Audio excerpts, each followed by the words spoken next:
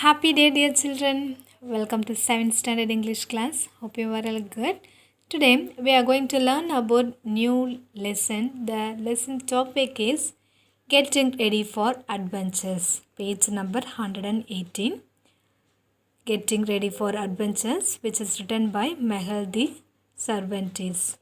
Before move to the lesson, we have to know about the author Vll Cervantes. 1547 to 1616 was born in a small town in Spain. His adventures as a sailor became the basis for many of his stories. Cervantes published the first part of Don Quixote in 1605 and it was an instant success.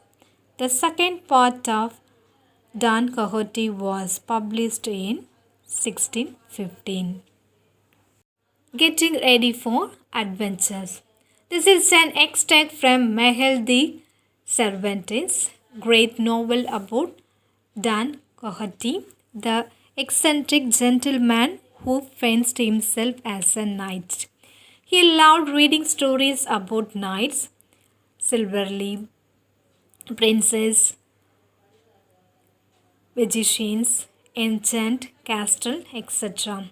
In fact, he was so absorbed in this fantastic that he slowly started to lose touch with reality and began to believe that he was one of these fiction heroes. Many years ago, there lived in Spain a very old-fashioned gentleman who was more than 50 years of age and quite tall and slender. His face was thin, his nose was long, and his hair was turning grey. He had many odd ways and did so many strange things. He was called the Good Mr. Guzana.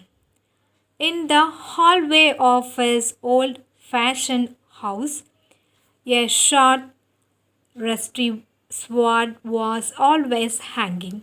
On leaning against the tall were a rusty lance and a big right shield. These weapons had belonged to his great-grandfather. Mr. Quixote spent almost all his time in reading stories of knights and their daring deep on battlefield. One day he said to himself, "Why should I always be a plain farmer and sit here at home? Why may I not become a famous knight? I will mount my noble horse and ride out into the world to seek adventures." The first thing he did was to clean up an armor that had belonged to his great-grandfather and had been for ages lying forgotten in a corner. He polished it and great care and cut some piece of pasteboard to supply the missing parts. He painted them to look like steel.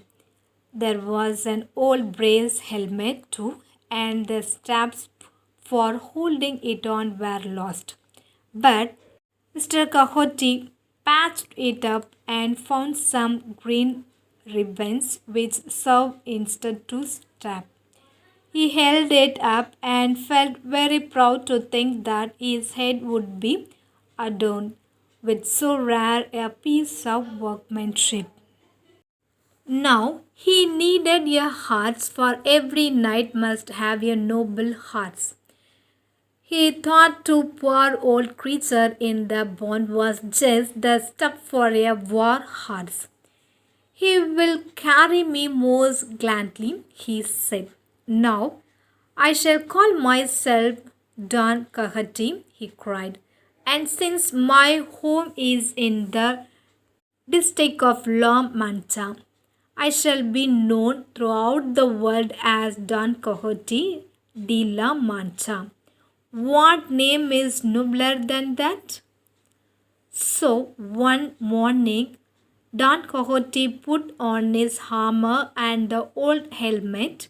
He took down the short sword and belted it to his side. He swung the leather shield upon his shoulder, went to the barn and saddled his horse.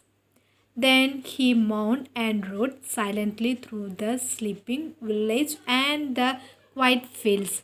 I trust that I shall meet with some worthy adventure, he said to himself. But he soon realized that he was not a knight, for no one had confirmed that honor upon him. Must he return home? No, that I shall never do, he cried.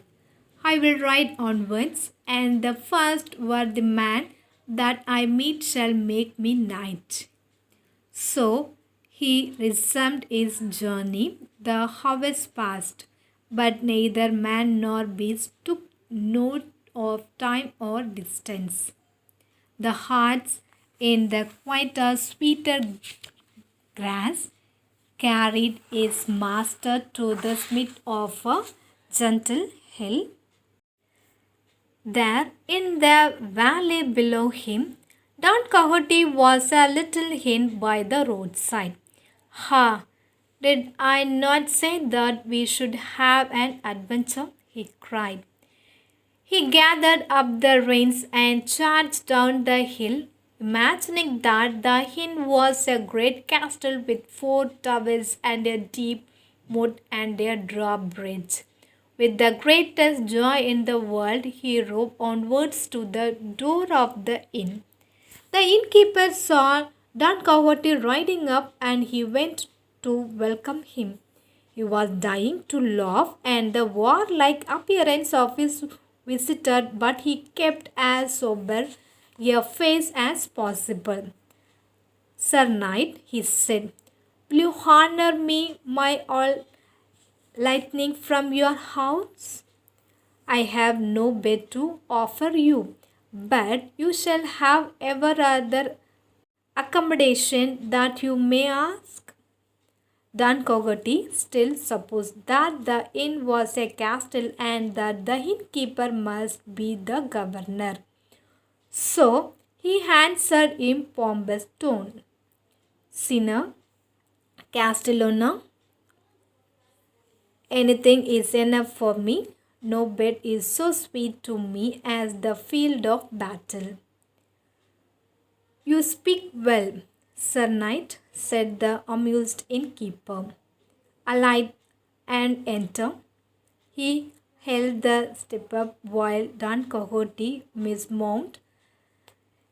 Take good care of my seat. There is no finer hearts in the universe. The innkeeper promised so and led the horse away to the stable. When the innkeeper returned, he found Don Quixote pulling off his armor. The helmet had been tied fast with the green rubber ribbons and it could not be taken off without cutting them. Never shall anyone harm those ribbons, cried Don Quixote, and after vainly trying to untie them, he was obliged to leave them as they were. It was a funny sight to see him sitting there with his head enclosed in the old patched up helmet. Now, Sir Knight, said the innkeeper, will you not have some food?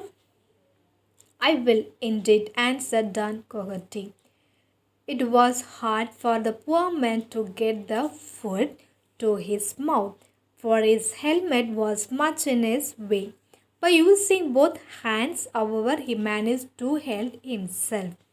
Suddenly, however, the thought again came to him that he was not yet a knight. He stopped eating. The last poor morsel was left untouched on the table before him. His appetite had left him. Okay, children, I stop here. We will continue in the next class. Thank you. Have a nice day.